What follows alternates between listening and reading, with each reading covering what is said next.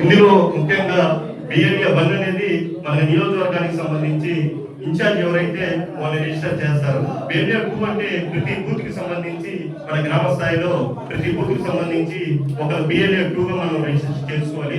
Already మన గ్రామాల నుంచి 274 బూత్లు కాన్స్టిట్యూన్సీలో మన గ్రామాల నుంచి ప్రతి బూత్ కి సంబంధించి ఆల్రెడీ మనం పేరు పంపించాము. ఆ పేరు కూడా పార్టీ ఆఫీస్ కి మీ గ్రామ అధ్యక్షుల ద్వారా మండల అధ్యక్షుల ద్వారా మన సత్రపల్లి ఆఫీస్ కి అనేది రావడం జరిగింది. ఆ ఫామ్ చూసుకుంటే బిఎల్ఏ 2 ఫామ్ ఈ విధంగా ఉంటుంది.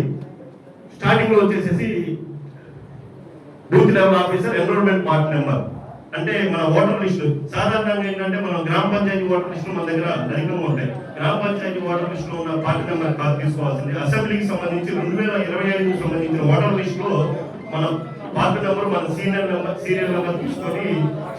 పార్టీ నెంబర్ మన ఓటర్ లిస్ట్ లో ఏదైతే ఉందో పార్టీ నెంబర్ అయ్యాలి. కాన్స్టిట్యున్సీ వచ్చేసి సత్యనపల్లి ఉంటది. ఇక్కడ మన పేరు పార్టీ నెంబర్ మళ్ళీ పైన పార్టీ నెంబర్ వేయాలి. తర్వాత అసెంబ్లీ కాన్స్టిట్యున్సీ అనేది మనం చేసుకుంటాం. ఇక్కడ వచ్చేసరికి సీరియల్ నెంబర్ పార్టీ నెంబర్ తో పాటు సీరియల్ నెంబర్ కూడా అదే సీరియల్ నెంబర్ వేయాలి.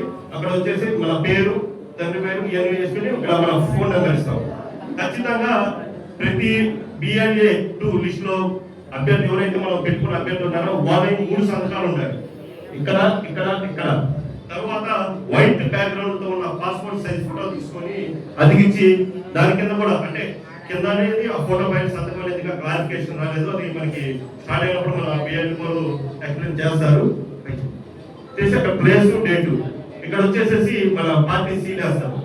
మన వైఎస్ఆర్ కాంగ్రెస్ పార్టీ సత్యనపల్లి నియోజకవర్గం వేసేసి ఇక్కడ ఇన్ఛార్జ్ గారు మనకి ఇప్పుడు డాక్టర్ సుధీర్ బాబు రెడ్డి గారు ఇన్ఛార్జ్ కాబట్టి ఇన్ఛార్జ్ గారి సంతకము స్టాంప్ వేసేసుకొని ఇది ఫిలప్. ఇప్పుడు వేరే గంగాధర్ నెల్లూరు కాన్స్టిట్యున్సీలో ఫిలప్ అయిన ఫామ్ చూపిస్తారు చూడండి. చిత్తూరు జిల్లా గంగాధర్ నెల్లూరుకు సంబంధించి ఈ విధంగా బిఎల్ఏ 2 ఫామ్ ఈ విధంగా అంటే ఇది ఎగ్జాంపుల్. ఈ విధంగా మనం మా కాన్స్టిట్యున్సీలో ప్రతి బిఎల్ఏ 2 కి మనం రిజిస్టర్ చేసుకుని చూపించుకోవాలి. పార్టీ నెంబర్ కాన్స్టిట్యున్సీ పేరు party number constituency serial number party number 229 serial number 712 పేరు తండ్రి పేరు పేరు ఫోన్ నెంబర్ అట్లా 3 సంతకాలు ఖచ్చితంగా ఉండాల్సిందే. వాళ్ళ ఫోన్ అట్లా వైట్ బ్యాక్గ్రౌండ్ లో ఉన్న ఫోటోగ్రాఫ్ అనేది ఖచ్చితంగా ఉండాలి. ప్లేస్ డేట్ అనేది మనం అక్కడ వేసుకుంటాము. పార్టీ సీల్ ఇన్ఛార్జి గారి సంతకం. ఈ విధంగా బిఎల్ఏ 2 ఫామ్ అనేది మనం ఖచ్చితంగా ఫిలప్ చేసుకోవాలి. ఈ బిఎల్ఏ 2 ఫామ్ కనుక మనం ఫిలప్ చేసుకోకపోతే రేపొద్దున మన ఎస్ఐఆర్ అనేది మన గ్రామంలోకి వచ్చి రివిజన్ జరుగుతున్నప్పుడు మన పార్టీ నుంచి మన ఎవరు లేకపోతే మనం అక్కడికి వెళ్ళి మాట్లాడడానికి ఉండదు. గతంలో లాగా ఎలక్షన్ టైంలో మన ఏజెంట్ లో కూర్చుంటాం. ఆ ప్రక్రియకి ఈ ప్రక్రియకి చాలా డిఫరెన్స్ ఉంది. ఈ సిస్టమ్ వరకు ఖచ్చితంగా బిఎల్ఏ 2 గా ఎంటర్ అయితేనే రేపొద్దున ఓటర్లు తీసేయడానికి కానీ మన ఓటర్ల మీద ఎక్కువ గురి పెడతారు. మన ప్రతిపక్షంలో అధికార పక్ష పార్టీ వాళ్ళు ఎక్కువ గురి పెడుతున్నారు. పెద్దలు చెప్పినట్టు అధికార పార్టీ వాళ్ళ ఒత్తిడి తనకి బిఆర్ఓ అందరూ ఖచ్చితంగా ఇదే విధంగా ఉంటారు. వాళ్ళకి సరైన దీనిలో సమాధానం చెప్పాలంటే మన గ్రామాల్లో ఓటర్ లిస్టు మీద సమగ్ర అవగాహన ఉన్న ఉండాలి. ప్రతి ఇంటికి యాక్సెస్ ఉన్న ఉండాలి. వాళ్ళు గట్టిగా నిలబడితేనే మన ఓట్లు నిలబడితే గ్రామాల్లో అది ఒకటి గుర్తుంచుకొని ఉండాలి. ఇది ఎమ్యులరేషన్ ఫామ్. ఇది ఎమ్యులరేషన్ ఫామ్. దీనికి సంబంధించి మనకి ఎవరైతే బిఆర్ఓస్ ఉంటారో బిఆర్ఓస్ అంటే గవర్నమెంట్ నుంచి ఉండేవాళ్ళు బూత్ లెవెల్ ఆఫీసర్స్ వాళ్ళు సపోజ్ ఒక వ్యక్తి ఓటు తీసేయాలని చెప్పేసి పెడతారు. ఉంచాలన్నా ఉంటది.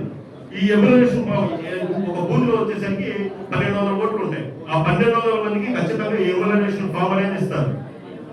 ఇచ్చేసేసి ప్రతి ఒక్కరికి ఆ ఓటు ఆ గ్రామంలో ఉండాలి, ఆ బూత్ లో ఉండాలి అంటే ఈ ఎమ్యులరేషన్ ఫామ్ ఫిలప్ అయితేనే మన ఓటు ఖచ్చితంగా ఉంటది.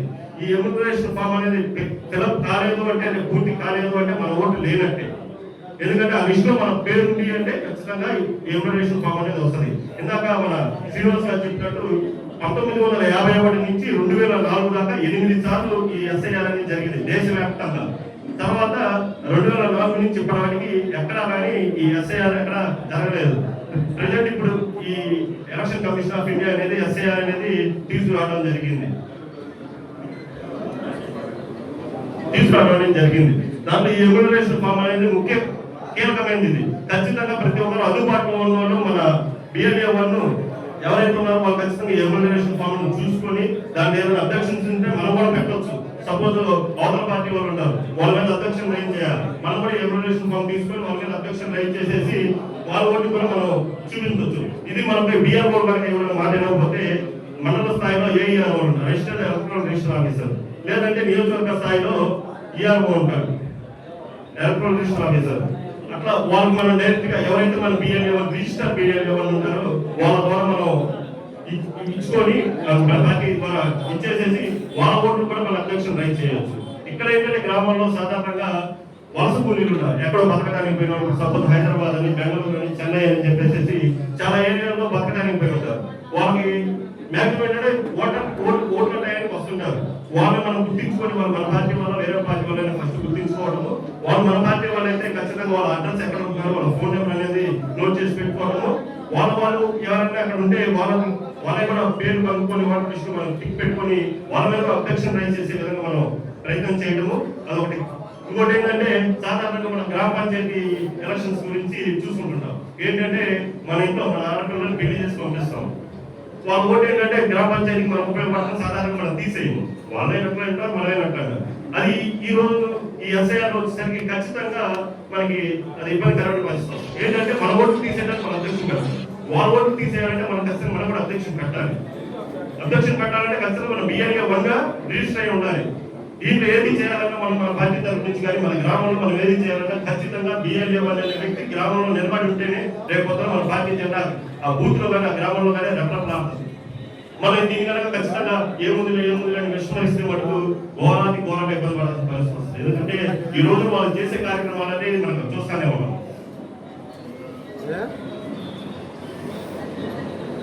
ఇప్పుడు మనకి ఈ ఎవరైతే ఉన్నారో బిఎల్ఏ తీసుకున్నప్పుడు నోటీస్ సిస్టమ్ ఉంటుంది, అంటే మీటింగ్ నోటీస్. వాళ్ళకి ఇప్పుడు సత్రపల్లి 274 కాన్స్టిట్యున్సీలో మా ఊరే తీసుకున్నాం, నర్సింగ్పాట్ తీసుకుంటే మా ఊళ్ళో 2 బూతులు ఉన్నాయి. ఆ 2 బూతులకు సంబంధించి వైసీపీ తరఫున మేము బిఎల్ఏ 1 గా ఉంటాం, టీడీపీ తరఫున సపోజ్ నరసింహారెడ్డి గారు బిఎల్ఏ 1 గా ఉంటారు, బిఎల్ఏ 2 గా ఉంటారు. ఇంకో పార్టీ జనసేనలో బీజేపీలో ఉంటారు. వాళ్ళ ముగ్గురికి సంబంధించి ఖచ్చితంగా వాళ్ళు మీటింగ్ పెడతారు. మీటింగ్ పెట్టేసేసి వాళ్ళకు వచ్చిన ముసాయిదా 2002 సంవత్సరంలో రివిజన్ జరిగిన ఓటర్ లిస్ట్ తీసుకొచ్చి మన ముందర పెడతారు. 2002 ఓటర్ లిస్ట్ తీసుకొచ్చి మన ముందర పెట్టేసేసి 2025 లిస్ట్ ప్రకారం మనం పోతాం. 2025 లిస్ట్ కన్సిడర్ చేయాలి, ఎందుకంటే 2025 లిస్ట్ ప్రకారం చూసుకుంటే కొత్త ఓట్లు జాయిన్ అయి ఉంటాయి. కానీ 2025 లిస్ట్ ప్రకారం చూసుకుంటారు. ఆ 25 లిస్టులో మన ఎన్రోలేషన్ ఫామ్ ఫిల్అప్ చేసేసి ఆ తతంగం వస్తుంది. 2002కు సంబంధించిన ఓటర్ లిస్టు ప్రకారం ఆ ఓటర్ లిస్ట్ లో లేని వాళ్ళు ఎవరైతే ఉన్నారో వాళ్ళకి ఖచ్చితంగా స్థానికత అనేది నిరూపించుకోవాల్సిన అవసరం ఉంటుంది. ఇప్పుడు 2002 అంటే నాకు 2009లో నేను ఓటేసాను, 2009 కల్లా నాకు ఓటు వచ్చింది. నేను కూడా ఖచ్చితంగా మా గ్రామంలో నా స్థానికత చూసుకోవాలి. అలాంటప్పుడు ఏంటంటే మా తల్లిదండ్రులు అదే గ్రామమై ఉండాలి, అదే గ్రామమై ఉండి అదే ప్రాంతంలో నివసిస్తా ఉంటే నా ఓటు తీసేయడానికి ఎవరికి అధికారం, నా మీద అధ్యక్షులు పెట్టడానికి కూడా ఎవరుకుంటారు. ఇంకొకటి ఏంటంటే 2002 లిస్టులో కనుక ఓటుగా నమోదై ఉంటే వాళ్ళ ఓటు తీసేయడానికి ఎవరికి అధికారం లేదు, ఖచ్చితంగా ఆ ఓటు ఉంటుంది. వాళ్ళు నోటీస్ తీసుకున్నా తీసుకోకపోయినా 2002 ఓటర్ లిస్టు ప్రకారం ఆ ఓటర్ జాబితాలో కనుక ఉంటే ఖచ్చితంగా ఉంటది. ఇంకోటి ఏంటంటే 2002 ఒక ఊర్లో ఉన్నారు, తర్వాత నివాసం కోసం ఇంకో ఊరి పేరు, అలా పోయినా సరే ఇబ్బంది ఏం లేదు. ఖచ్చితంగా ఇది మొత్తం ఒకే సిస్టమ్ ప్రకారం వస్తుంది ఈ ఓటర్ లిస్ట్ ప్రకారం.